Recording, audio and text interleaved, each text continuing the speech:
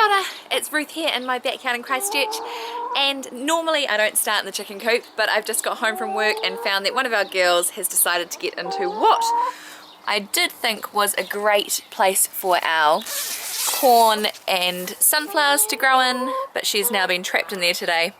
And as you can see, I think she's done a bit of damage, and she's even laid her egg in there. She'll be ready for a break if she's been in there for a while. Let's see, how many other eggs do we have? 3 more in there. Normally we get 5 eggs a day, so we've only had 4 today, but that's okay. There's probably another one that wasn't too happy. But this is my chicken coop, and this is part 2 of just showing you around my garden. This part here, well, over the fence, is where we've got the main lot of our veggie gardens. But one of the plans for December is to do a bit of a makeover of this chicken coop area, just because we throw things in here all the time. We've got all this for the girls, which are all the things that have gone to flower, which is great. We're also here, we've got some more sunflowers growing and some corn, but again the girls got in here. Trying to make the most use of the space using some of the chicken coop has been good, but also a lot of learning that chickens are good at digging and they can get under things. We've also got our neighbour's grape, which is coming over the fence, which we love because we can train it over this frame, which gives a really nice shady place for the girls in summer, and it means we get some extra grapes, which is fantastic. But now that that girl is free, I'm going to come out here and show you the rest of the garden.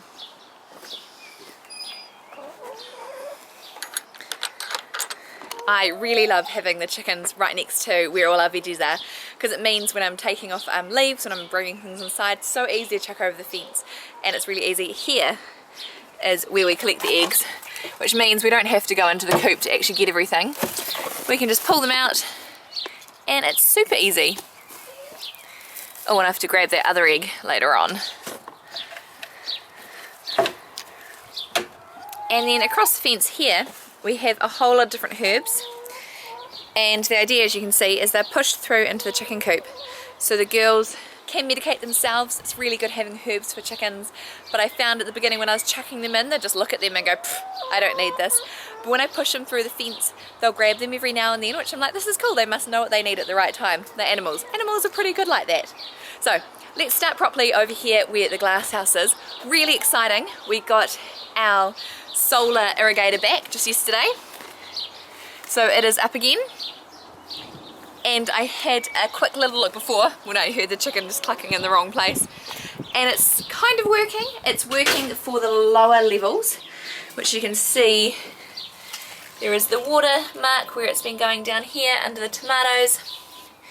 But further up here, where these ones are, they haven't really been working today, so I just need to look at the levels and adjust them a little bit more. But in here our tomatoes are going really well. I've strung up 2 so far now, which is good. Made some more rope, which is fantastic, and got some little cherry tomatoes on some of them, and we've got some bigger ones over here, which is nice, and starting to get more and more flowers. So during the day I'm making sure I've got this open as well as the door so we get some pollination, and I need to plant some more flowers in here to attract the bees because our borage, as you can see, fell over, and just outside did amazingly, in here not so much. So I need to get some borage or some things to attract all the bees in more.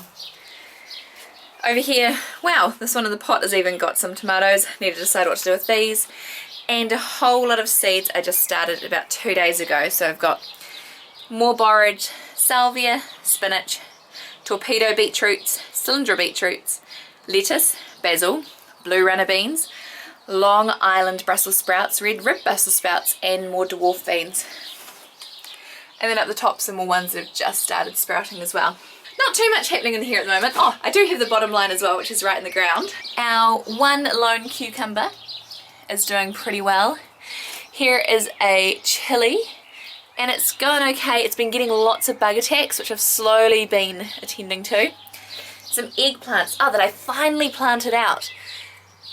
And then here is our capsicum, and here's my eggplants in a pot. Now you can see baby biryani. I started these at the start of August from seeds, but they've been in pots since then. So when I took them out, they were quite root bound.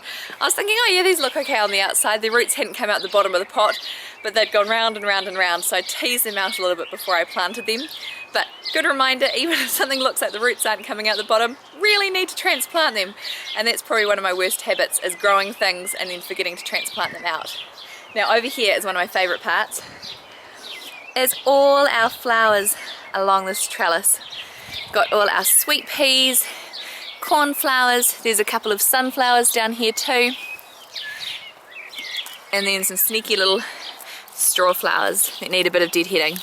But I'm absolutely loving being able to pick so many sweet peas at the moment. It's so great, and picking them promotes more, which is fantastic.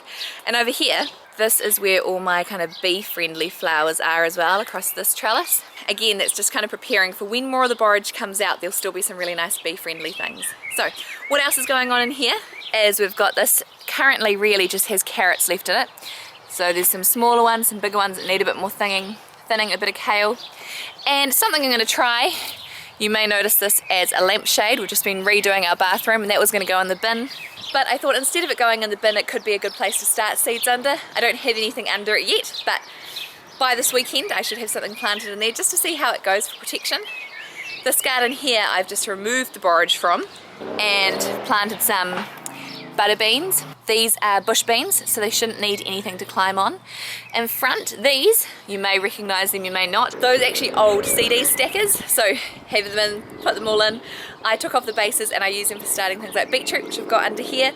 It just means the birds don't scratch them up, and soon I'm going to put some more mulch on this bed. It means that the mulch doesn't cover over all the seedlings and so they just die from being covered. I've got some different zucchinis going on, and my plan with these zucchinis is rather than letting them sprawl all out, is to let them grow up. I've also got a sneaky zucchini down here where the bird bath is, which needs a bit of a clean and refill. But I noticed that when the birds have a bath, they're not that tidy and they just splash water everywhere. And I thought rather than the water just getting on the ground, might as well plant something under there. So again, experiment, we'll see how it goes. Over here is a lone tomato. And then this is my more shady garden with the kale trying to break through the netting. But I need netting, as you will have seen in other videos, because the birds, anything they can get to, just the wild birds, they'll eat. So currently I've got lettuce, a second little lettuce, and soon I'll plant some spinach in the back as well. I plant all of these in the shady area of the garden because when they're in the sunny area they bolt too fast, and they like the shade, they like the cool a bit more. So this is a perfect garden with the peach tree so that they don't get too much sun. Over here, this garden needs to be all redone with my brassicas. They are all well and truly done, well and truly gone to seed.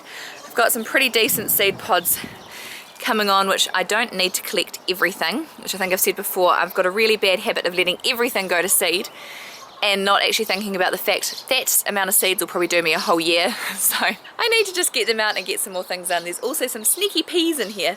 The peas haven't done too well for me this year, which is really sad because I love fresh peas, but I forgot to net them. The birds got to them and they've just never really taken off. But you can see there's a little sneaky pea through there, and there's a few others hiding in the back. Now here at this end of the garden we've got two scarlet runners. Again, one of my projects is to make bean climbing frame. So we've got these on this end that I don't really know with this garden compared to this one. These guys are looking so much more lush. These ones are looking a little bit worse for wear, but it could be just when I watered them I did forget a couple of times to make sure the water was getting on this garden. But these ones are well and truly wanting to climb, so sooner than later I do need to start that project, because as I found last year with my beans is that they started climbing so much faster when they actually had something to climb up. When they were just kind of brambling along the ground they grew a lot slower. I think just the upwards motion, they're like, yes, I've got something. So I want to give them something to climb up so they can keep going. And then apart from being filled with borage, there are sneaky tomato plants in this garden, which again need to be staked up properly or tied to the stakes. But I'm just leaving the borage because, as you can see, there's still a whole lot of bees that are enjoying it, and I just love having the bees there. So while the tomatoes are still not too big, I'm leaving the borage in there. It is giving the tomatoes a little bit of protection, but I know that the tomatoes will also be fighting for water and nutrients with the borage, so soon it will come out.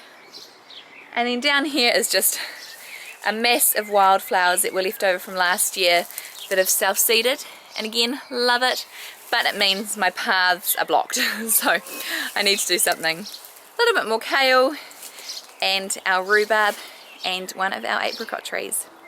This is the back section of the garden where we've got a lot of our veggies going on.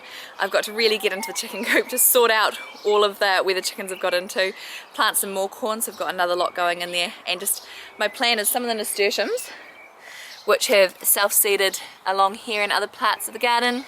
Oh look, there's some big ones in there.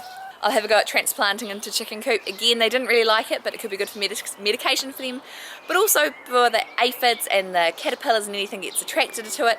I feel like if they do, then they grow in there and then the chickens can get them off straight away, so hopefully it'll be a win-win. We'll see. So that is it for now. What I'll do is I need to pick some stuff for dinner, but I'll show you in another video what I'm doing for my weighing for Shed Wars.